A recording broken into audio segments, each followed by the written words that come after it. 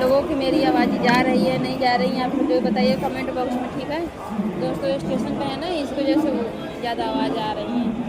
Video आप लोग बीच डाल दी हूँ, आप लोग जरूर देखिएगा। अच्छा लाइक कमेंट शेयर जरूर कीजिएगा दोस्तों। मेरा बेटा सब भी है, मेरा छोटा वाला बाबू है, ये मेरा बहनिया बैठी है खा रही बिस्किट, भूख लग गया है। ठीक दोस्तों, जा रही हूँ गाँव।